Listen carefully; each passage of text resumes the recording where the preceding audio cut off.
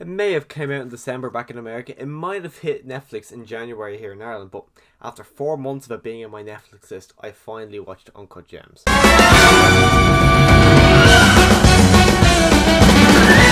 So Uncut Gems is the latest, well, by latest I mean most recent Adam Sandler movie that came out back in December. I only got the chance to see it now, but it's really, really good. I actually really wanted to talk about it. And it's something I wasn't really expecting. Now, I know back when this came out, there was so much Oscar buzz for Adam Sandler. Everyone was saying, oh, he deserves an Oscar 100%. He was phenomenal in this. I kind of figured, okay, maybe they wouldn't be saying this if he didn't. But I didn't really imagine it, because all I've seen Adam Sandler in is his like comedies like Big Daddy or Happy Gilmore or even Jack and Jill. I haven't seen him in any dramatic roles. I know he's done loads of them, but I personally have just never seen him in any of them. I've only seen him in his comedic roles. So I really couldn't imagine Adam Sandler giving one of these performances that people were talking about for an Oscar. So after finishing this movie, I was blown away about how good Adam Sandler was in this movie, because his character, he's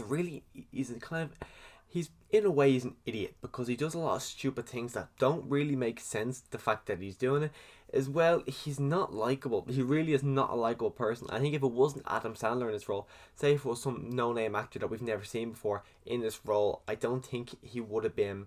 The movie wouldn't have really worked as well, because even though you're not meant to like him, you kind of have a little bit of, you want to see him succeed. Well, at least I wanted to see him succeed, and I think the whole idea of me wanting to see him succeed was because it was Adam Sandler. But I imagine if it was some no-name actor, I probably wouldn't have really given a shit if he succeeded or if he failed.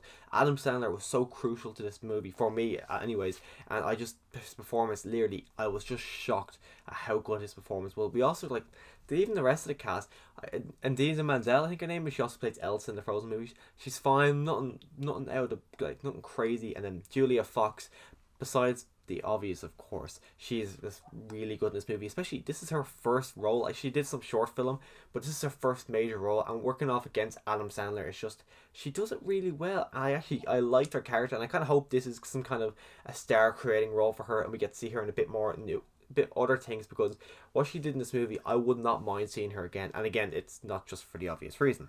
And as I was watching it, I could feel the anxiety coming from me throughout this movie. My hands were like, they were made in a fist majority of the movie. My hands were sweating because everything he did was just wrong. He was doing something that, instead of moving himself forward, he was just knocking himself back 3 or 4 places.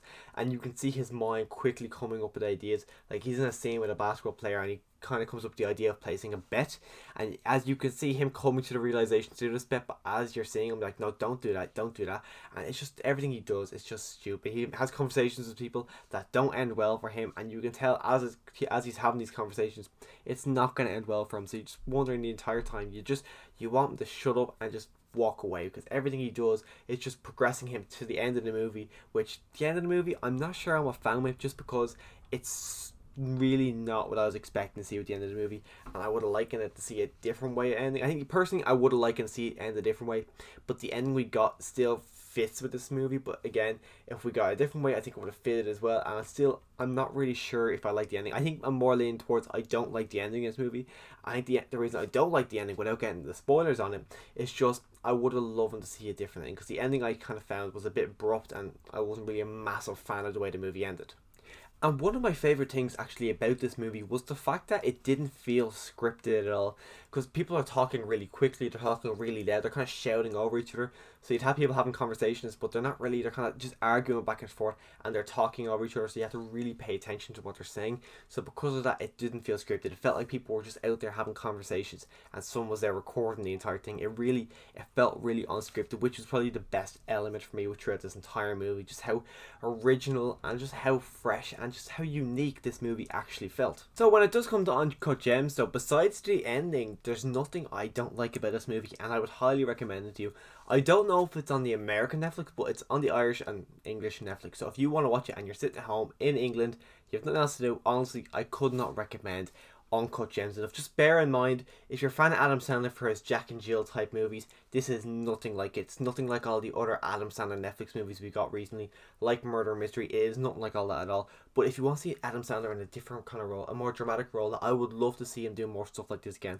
I might look into all the other dramatic roles he's done, because honestly, he's actually great in this. So if you want to see Adam Sandler doing something differently, 100% I'd recommend you. If you've seen the movie, let me know your thoughts in the comments down below on this movie. And if you want to see more from me, I'm going to leave a link right up here for my review of The Postcard Killing, which is a new Jeffrey D. Morgan. And if you want to see me talk more about Blu-rays and Funko Pops, I'm going to leave a link right down here for my April Blu-ray haul. So if you like all that kind of stuff, do click the subscribe button so you can come back in the future when I do more stuff on that kind of lines.